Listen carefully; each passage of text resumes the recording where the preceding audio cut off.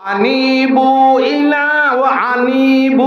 ইলা রাব্বিকুম ওয়া আসলিমু লাহু মিন ক্বাবল আইয়াতিয়াকুমুল আযাবু সুম্মা লা তুনসারুন।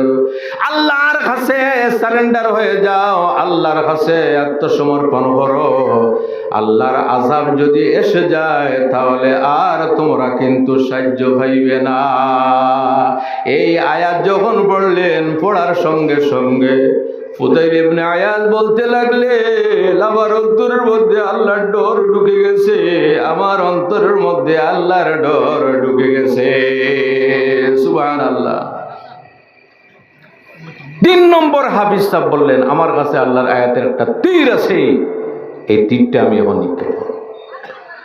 তিনি সঙ্গে সঙ্গে সেই জায়গায় তিলাওয়াত করলেন, ফাফিরু ইলাল্লাহ ইন্নী লাকুম মিনহু নাযীরুম মুবিন।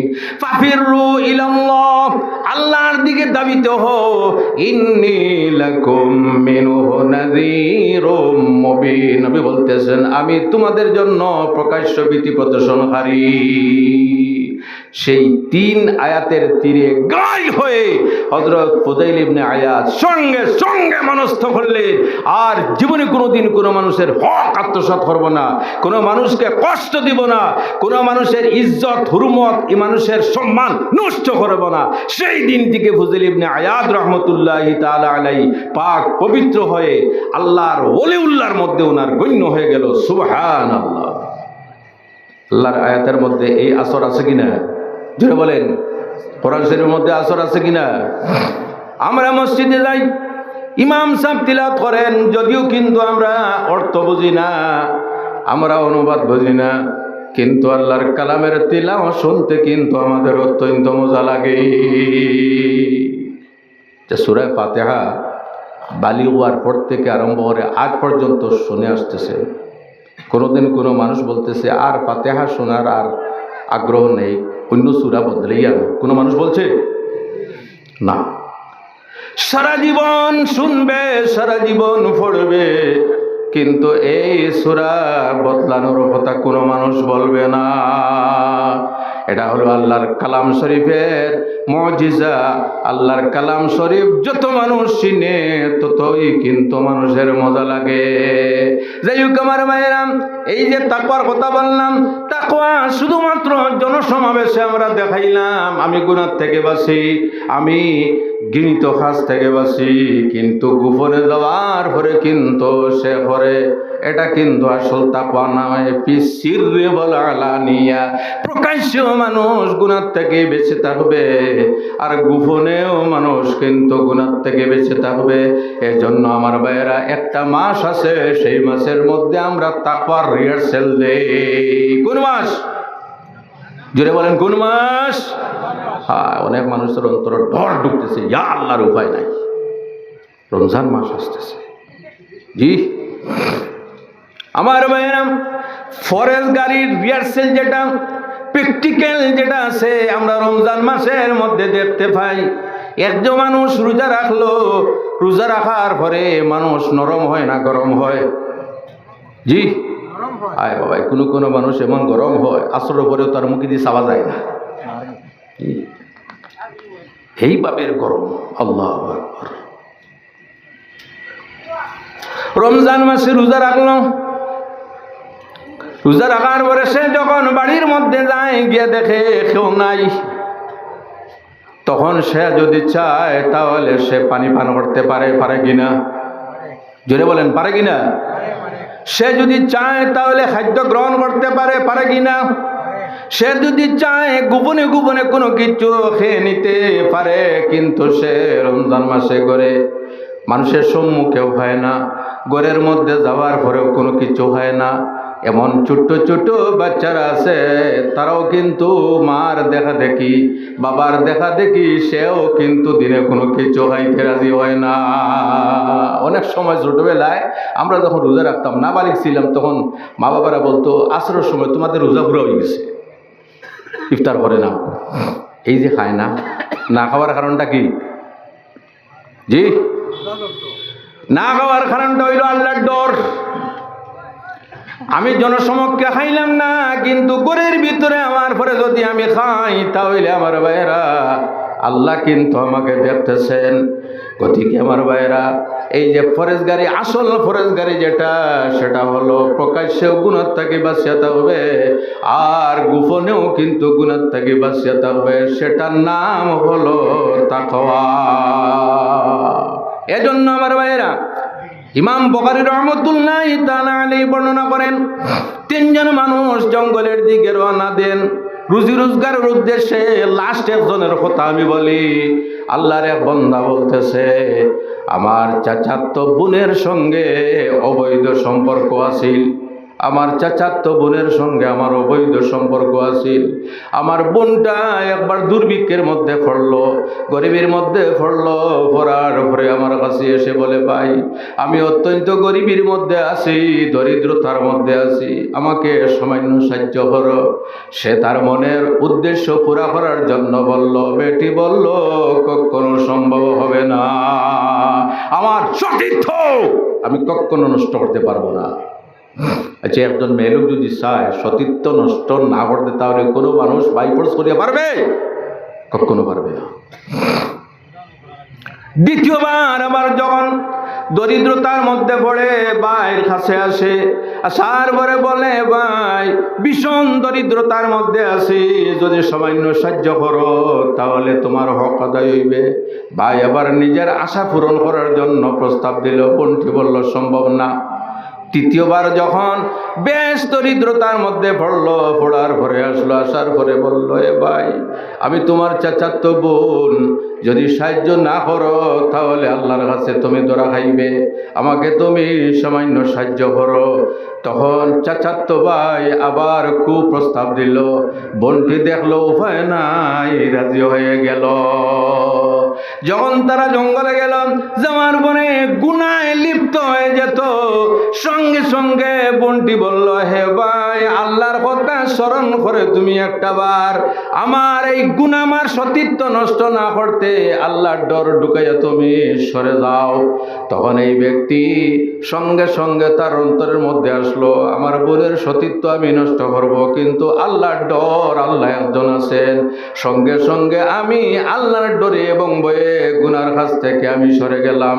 আয় আল্লাহ, গর্তের উপর যে পাথর আছে পাথরটি সামান্য সরাইয়ে দেও। আল্লাহর বান্দা এই কথা বলে আল্লাহর কাছে দোয়া করে, সঙ্গে সঙ্গে রব্বুল আলামিন গর্তের মুখ থেকে সামান্য পাথর সরাইয়ে দেন। তাকওয়ার দাম আছে, তাকওয়ার অনেক উপকার আছে, কিন্তু আমরা বুঝি না। এজন্য আমার ভাইয়েরা, আমার ওয়াজের সারাংশ হইল যে আমরা অন্তরের মধ্যে নেক আমলের মাধ্যমে আমরা তাকওয়া সৃষ্টি করতাম। কি করতাম?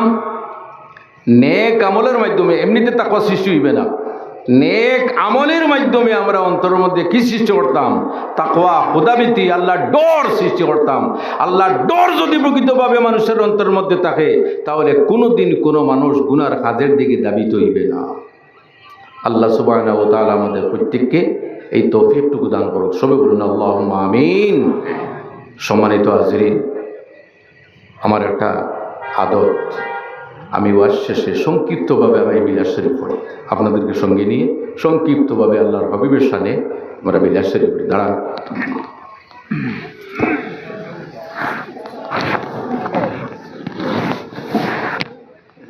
আমি আমার সঙ্গে আপনারা পড়বেন। মুস্তাফা জানে রহমত পেলা সালাম সবে বাজবে হিদায়াত পেলা সালাম মুস্তাফা জানে রহমত পেলা সালাম সবে বাজবে হিদায়াত পেলা সালাম সোহারি গাড়ি চমকাতে বাগচাঁদ সুদিল্লা পুরুষ সাদ পেলা সালাম মুস্তাফা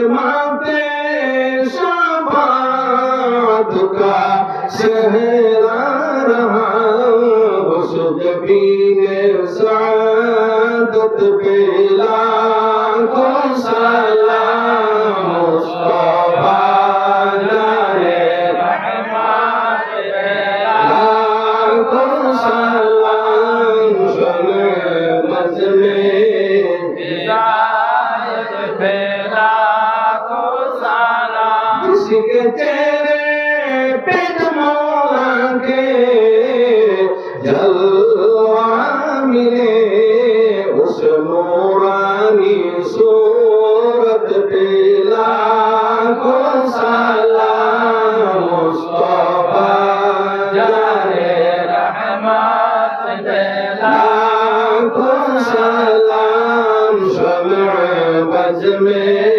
हिदायत पे लाखों सलाम डाल दी क़ल्ब में अज़मते मुस्तफा सय्यदी आला हज़रात पे लाखों सलाम मुस्तफा जाने रहमत पे लाखों सलाम शम्अ बज़ में हिदायत पे लाखों सलाम शम्अ बज़ में हिदायत पे लाखों सलाम या नबी सलाम अलैका या रसूल सलाम अलैका या हबीब सलाम अलैका सलावतुल्लाह अलैका नबी जी আপন জানিয়া মিলাদে হাজির হইয়া দেখাও না পর্দা উঠাইয়া দেখিব নয়ন ভরিয়া ইয়া নবী সালাম আলাইকা ইয়া রাসূল সালাম আলাইকা ইয়া হাবিব সালাম আলাইকা সালাওয়াতুল্লাহ আলাইকা ইয়া রাসূলাল্লাহ ওয়া ইয়া হাবিবাল্লাহ মরণ হইবে যে একা কবরে থাকিব একা হাসরে উঠিব একা সেটাই চাই নবীজির দেখা ইয়া নবী সালাম আলাইকা ইয়া রাসূল সালাম আলাইকা ইয়া হাবিব সালাম আলাইকা সালাওয়াতুল্লাহ আলাইকা ইয়া রাব্বি সাল্লি ওয়া সাল্লিম দাইমান আবাদা বেজার বেরে দুরুদ ও সালাম बरोज़िद नबी पर अपने मुदा मोहम्मद या रसूल अल्लाह शफाअत कीजिए लिल्लाह मोहम्मद या रसूल अल्लाह मोहम्मद या रसूल अल्लाह शफाअत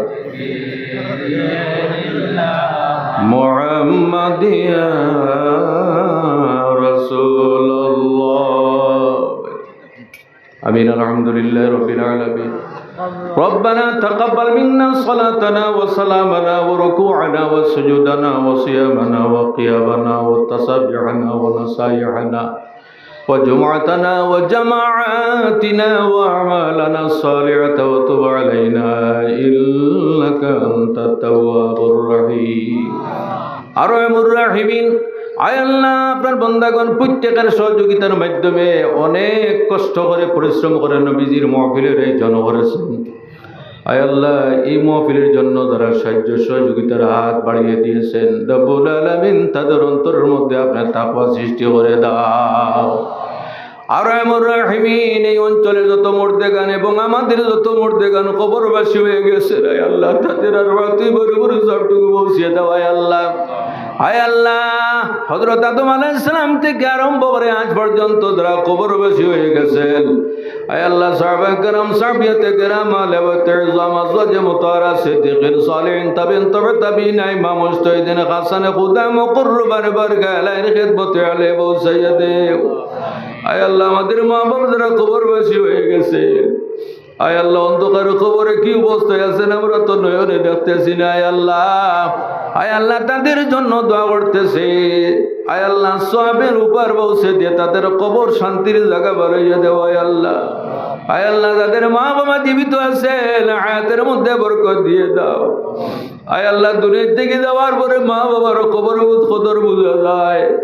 আয় আল্লাহ, যাদের মা বাবা জীবিত আছেন, বেমার আজার দূর করেছে, তন্দুরস্তি নসিব ফরমাও। আয় আল্লাহ, মা বাবার মাথার ছায়া আর কয়েকটা দিন সন্তানাদির মাথার উপর আপনি রাখিও। আয় আল্লাহ, আর রাহিমিন, আমাদের জীবনের যত ধরনের সমস্যা আছে আপনাকে শক্তি দিয়ে সমাধান করিয়া দেও। আয় আল্লাহ, আর্থিক সমস্যা, পারিবারিক সমস্যা, সামাজিক সমস্যা, ব্যবসার সমস্যা, আয় আল্লাহ রাজনৈতিক সমস্যা, যত ধরনের সমস্যা আছে আপনার সমাধানের পথটা বাইর করিয়া দেও। আয় আল্লাহ, আয় আল্লাহ, এই মানুষের এলাকার মানুষে অনেক কষ্ট করে মুআফিলের এই জন করেছেন। আয় আল্লাহ, রহমান রহিম, তাদের অন্তরের মধ্যে আপনার হাবিবের মহব্বতটা আপনি ঢুকাইয়া দেও। আয় আল্লাহ, আয় আল্লাহ, সাথে সাথে তাদের অন্তরের মধ্যে আপনার ডরটা আপনি ঢুকাইয়া দেও। আয় আল্লাহ, আমাদের গুনার কারণে আমাদের তোরের মধ্যে আপনি বেবার দিয়ে ধরিও না। আয় আল্লাহ, আয় আল্লাহ, আমাদের গুনার কারণে আমাদের পরিবারকে আপনি বেমার দিয়ে ধরিও না। আয় আল্লাহ, আমাদের গুনার কারণে আমাদের আওলাদ যারা আছেন তাদের আপনি বেমার দিয়ে ধরিও না। আয় আল্লাহ, আমাদের দুয়ার সঙ্গে অনেক মা বোনারা আমাদের আর দুয়ার সঙ্গে হাত উঠিয়েছেন, তাদেরকে মাফ করে দাও।